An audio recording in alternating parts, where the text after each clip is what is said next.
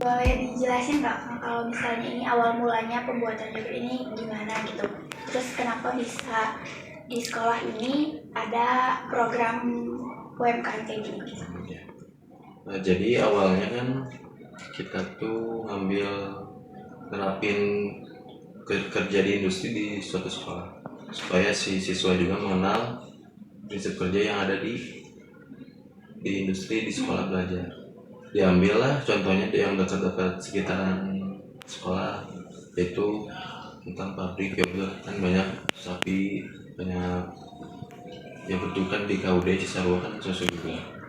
Diambillah itu kerjasama dengan PT IMB Insan Muda Berdikari tahun 2019. Terus dibuatlah pendidikan TEPA, yaitu dengan tujuan si siswa juga dapat mengenali dengan alat-alat industri seperti apa itu pasteurisasi, ya dalam skala kecilnya aja sih, skala lab atau rumahan, belum skala industri. Yang penting siswa udah mengenal yaitu kerja di industri yang dapat diterapkan di sekolah gitu. Untuk pemasarannya itu siswa-siswa itu jualannya dibagiin ke warung-warung atau hanya sekedar dijual di lingkungan sekitar sekolah? Kalau untuk awal berdirinya ya kerjasama dengan industri, jadi industri bikin suatu kayak tugas gitu, pesanan dibuat sekolah dikerjain. Jadi misalnya industri butuh yogurt 200 cup, nah kita sekolah dan siswa yang ngerjainnya membuat pesanan itu, jadi diantar ke industri buat dijual lagi awalnya bang. Tapi kalau udah lama kelamaan kan kita berpisah, jadi industri nggak mesen lagi, tapi kita juga bisa menjual ke sekitaran sekolah dan juga paling di WA atau online jualan. Sama-sama. Assalamualaikum warahmatullahi wabarakatuh. Sebelumnya izin memperkenalkan diri. Nama saya Siva Nur Hasana dengan NIM 072.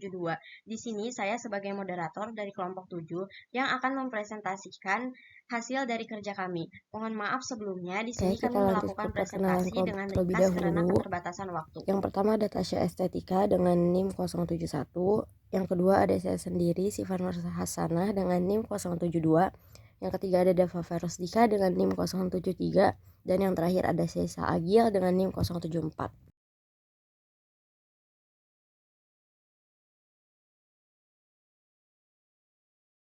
Kemudian, pada slide berikutnya, materi pertama akan disampaikan oleh saya sendiri. Pertama, saya akan menjelaskan tentang job order costing. Job order costing adalah metode perhitungan biaya yang digunakan dalam situasi di mana produk atau jasa diproduksi berdasarkan pesanan khusus atau proyek tertentu. Metode ini cocok digunakan oleh perusahaan yang menghasilkan produk dengan karakteristik unik atau khusus, seperti perusahaan konstruksi, perusahaan penerbitan buku, atau perusahaan manufaktur yang memproduksi barang-barang sesuai pesanan. Dalam job order costing, biaya-biaya produksi yang terkait dengan pesanan tertentu dikumpulkan dan diakumulasikan secara terpisah. Setiap pesanan memiliki biaya produksi yang terkait, seperti bahan baku, tenaga kerja, dan overhead pabrik.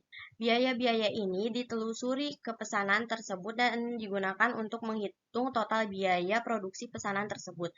Metode job order costing melibatkan pencatatan rinci biaya-biaya produksi yang berkaitan dengan setiap pesanan.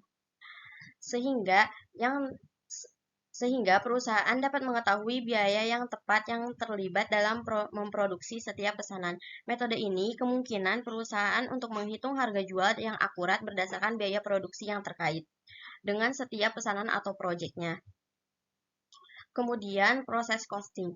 Proses costing adalah metode perhitungan biaya yang digunakan dalam situasi di mana produk diproduksi melalui serangkaian proses produksi yang berurutan.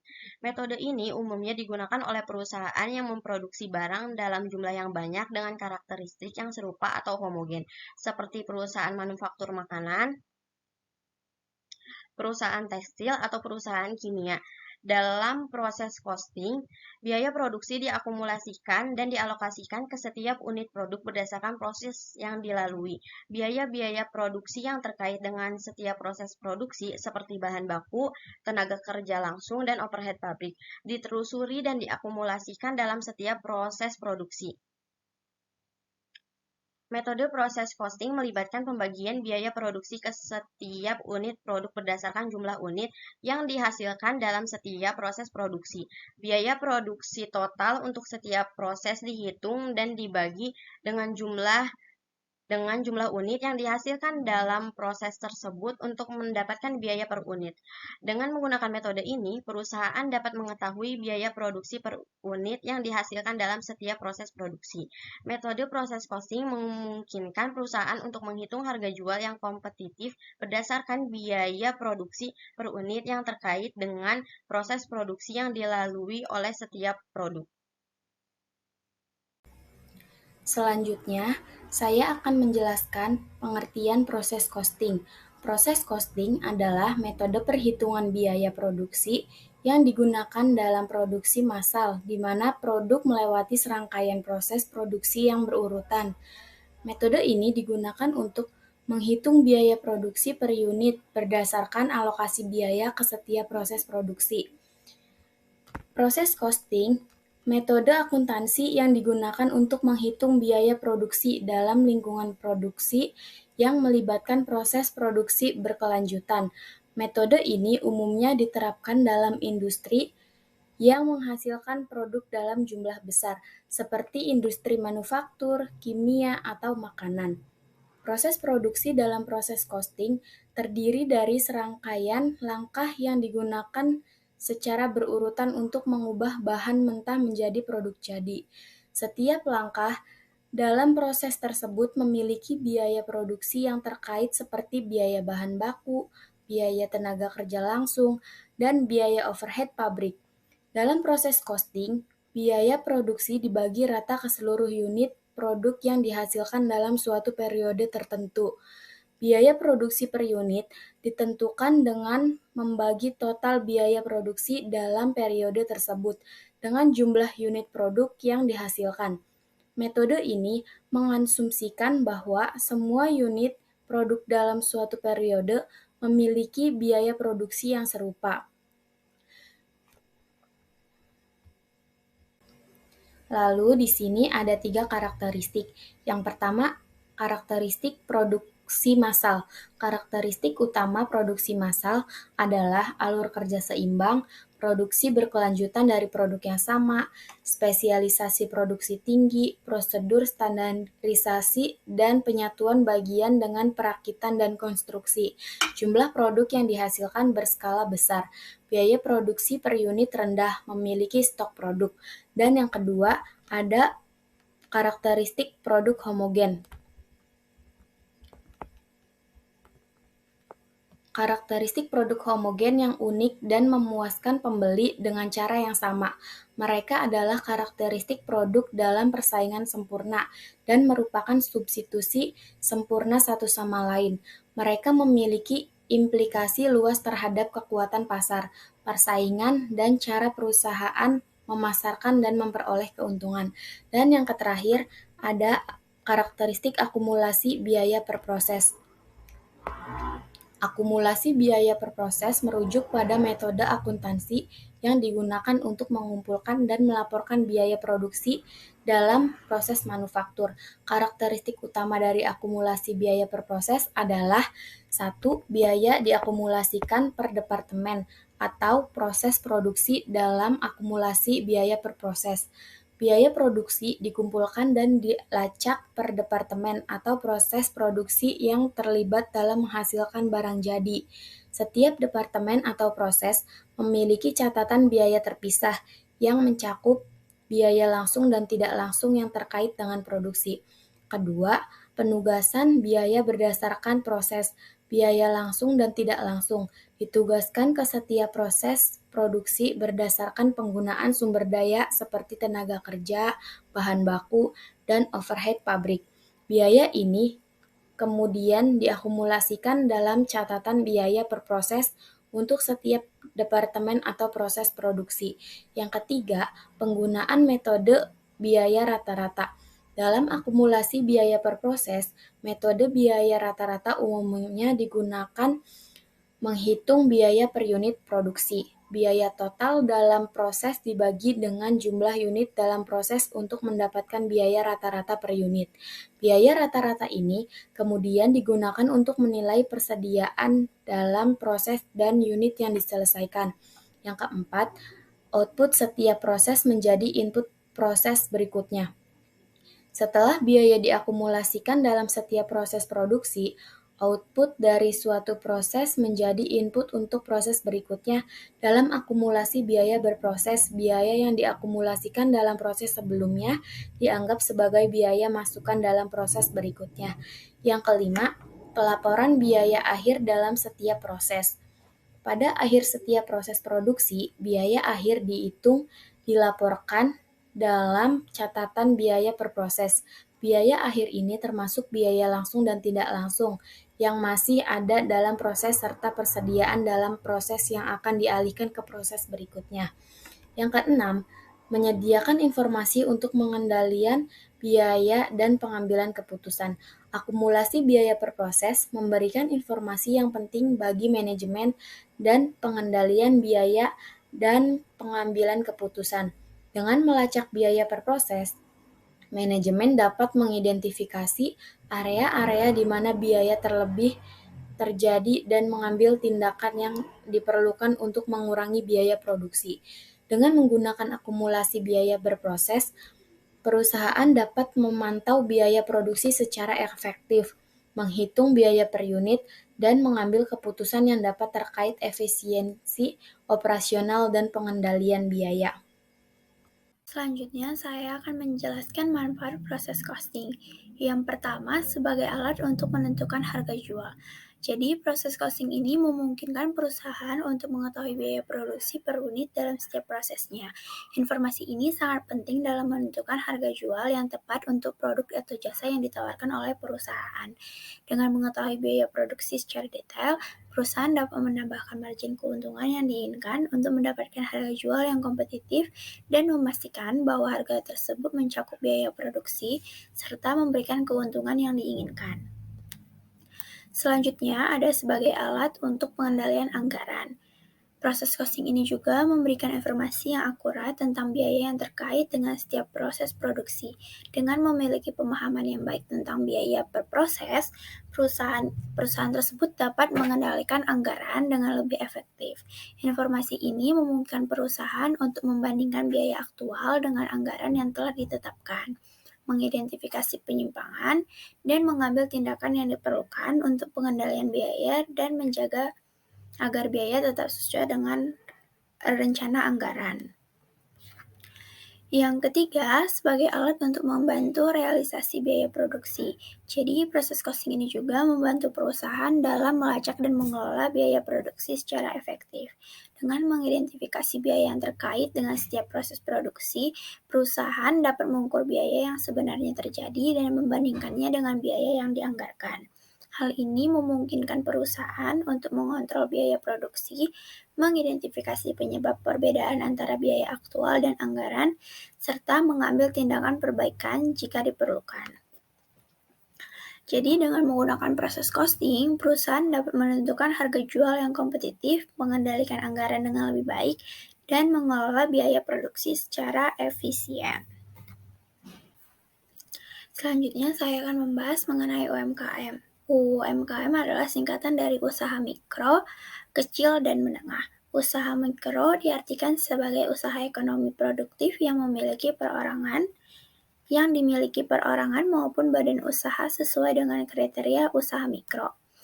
Sedangkan usaha kecil merupakan suatu usaha ekonomi produktif yang independen atau berdiri sendiri, baik yang dimiliki perorangan atau kelompok dan bukan sebagai badan usaha cabang dari perusahaan utama, dikuasai dan dimiliki serta menjadi bagian baik langsung maupun tidak langsung dari usaha menengah.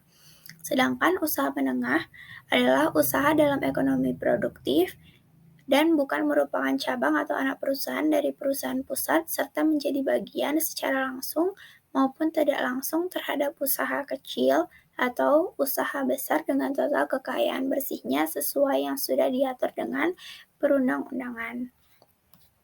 Nah, ciri-ciri UMKM itu yang pertama ada jenis komoditi atau barang yang ada pada usaha tidak tetap. Jadi, sewaktu-waktu itu tuh bisa berganti-ganti.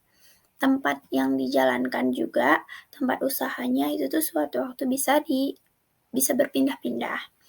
Terus usahanya belum menerapkan administrasi, bahkan keuangan pribadi dan keuangan usaha masih disatukan. Terus ada sumber daya manusia atau SDM, di dalamnya belum mempunyai jiwa wirausaha yang mumpuni. Selanjutnya, biasanya tingkat pendidikan SDM-nya masih rendah. Selanjutnya, saya akan membahas pengertian dari yogurt. Yogurt adalah produk makanan yang dihasilkan melalui fermentasi susu oleh bakteri asam laknat tertentu. Proses fermentasi ini mengubah susu menjadi tekstur yang lebih kental dan memberikan rasa asam yang khas. Yogurt memiliki rasa yang segar dan seringkali ditambahkan dengan bahan tambahan seperti buah-buahan, madu, atau biji-bijian untuk memberikan varian rasa dan tekstur. Yogurt sendiri mengandung berbagai nutrisi penting, termasuk protein, kalsium, vitamin B, dan probiotik. Probiotik adalah jenis bakteri yang baik yang dapat memberikan manfaat kesehatan bagi seluruh pencernaan dengan menjaga keseimbangan mikroflora usus. Kita di sini mau menghitung harga pokok produksi menggunakan proses costing yang dia hanya mengolah produknya melalui satu departemen saja. Nah, mula-mula di sini bahan baku yang dimasukkan dalam proses pada tanggal 1 bulan 3 2023 yaitu 32 kg. Produk selesai yang ditransfer ke gudang produk jadi 30 kg. Produk dalam proses akhir bulan pada tanggal 31 bulan 3 tahun 2023 dengan tingkat penyelesaian BBB 100%, BK 50% yaitu 2 kg.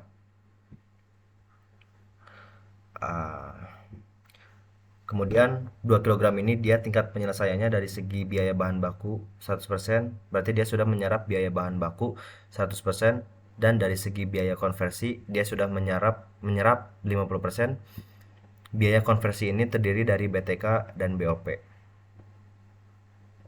Biaya produksi selama periode yang bersangkutan, biaya produksi yang dikeluarkan selama periode ini adalah BBB Rp1.000.000, BTK Rp310.000, BOP Rp124.000. Dari informasi ini kita diminta untuk menghitung harga pokok produk jadi yang ditransfer ke gudang dan harga pokok produk dalam proses.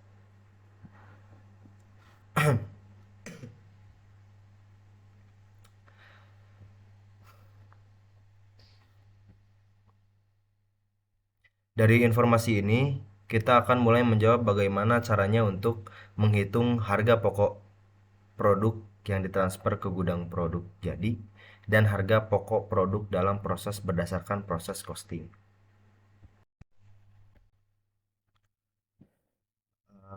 Hal pertama ialah menghitung unit ekuivalensi dan masukkan elemen biaya yang berasal dari informasi tadi. Adalah BBB, BOP, dan BTK. BBB di sini adalah biaya bahan bakunya selama periode itu adalah 1 juta. Yang 1 juta ini ternyata di informasi diselesaikan 30 kg dengan 2 kg-nya adalah produk dalam proses. Yang 2 kg ini dia sudah menyerap biaya bahan baku dengan tingkat penyelesaian 100%.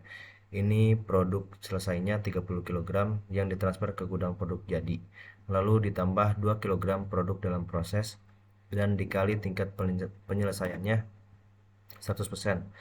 Hasilnya adalah 32. Artinya 1 juta ini sudah digunakan untuk menyelesaikan produk sebanyak 32. Berarti biaya bahan baku sudah terserap semua biayanya. Sehingga kalau kita hitung harga per kilogramnya atau biaya bahan baku per kilogramnya adalah Rp31.250. Itu dari biaya produksi BBB yang 1 juta dibagi jumlah ekuivalensi 32. Jawabannya adalah Rp31.250. Selanjutnya ini yang BTK, ini biayanya 124.000. Yang selesai adalah 30 kg, lalu ditambah 2 kg produk dalam proses, dan dikali tingkat penyelesaiannya untuk BTKL adalah 50%. Hasilnya adalah 31. Artinya, biaya tenaga kerja yang 124.000 ini sudah digunakan untuk menyelesaikan produk sebanyak 31. Jika diunitkan, maka harga per kilogramnya yaitu 4.000. Artinya, per kilogramnya dari produk ini, produknya menanggung biaya tenaga kerja 4.000. Di sini dipisahkan hitungannya BTK dan BOP yang sama-sama tingkat penyelesaiannya 50% dari informasi tadi. Lalu yang terakhir yaitu BOP. BOP pun sama perhitungannya. Biaya BOP itu 310.000. Yang selesai 30 kg ditambah yang masih dalam proses 2 kg dikali dengan tingkat penyelesaian 50% yaitu 31. Artinya yang 310.000 ini telah digunakan untuk menyelesaikan produk sebanyak 31, sehingga BOP per kilogramnya adalah 10.000. Kalau ditotalkan HPP per kilogramnya adalah 45.250 rupiah. Jadi 1 kilogramnya dia menanggung biaya atau memiliki biaya 45.250 rupiah. 45.250 rupiah. Nah, ini adalah HPP per kilogramnya. Jadi yang 45.250 perak ini adalah HPP per kilogramnya. Pertanyaannya adalah berapa harga pokok yang ditransfer ke gudang produk jadi? Harga pokok yang ditransfer ke gudang produk jadi ini akan kita lihat yang selesai adalah 30 kali 30, yang selesai 30 dikali jumlah dari semua harga per kilogramnya yaitu 45.250 rupiah menghasilkan 1.357.500. Lalu berikutnya harga pokok produk dalam proses. Harga pokok produk dalam proses tadi adalah 2 kg. Masing-masing nanti akan dikalikan dengan tingkat penyelesaian yaitu 100% untuk BBB, 50% untuk BOP, dan 50% lagi untuk BTKL. Di sini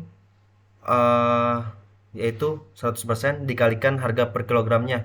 Ya, 100% dikali 31.250 menghasilkan 62.500.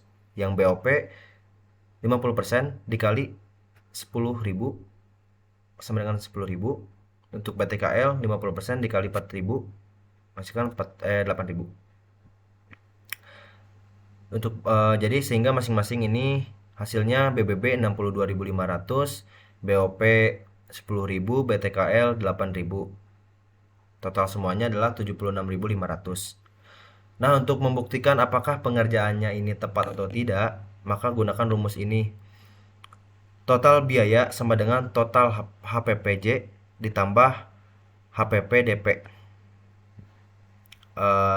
Yaitu total biaya produksi sama dengan total harga pokok produk yang ditransfer ke gudang produk jadi ditambah total harga pokok produk dalam proses, yang dimana hasilnya harus sama, itu berarti tepat. Total biayanya yaitu 1.357.500. Lalu harga pokok produk jadinya adalah 76.500. Total harga pokok produk dalam prosesnya adalah 1.434.000, sehingga totalnya adalah 1.434.000 sama hasilnya.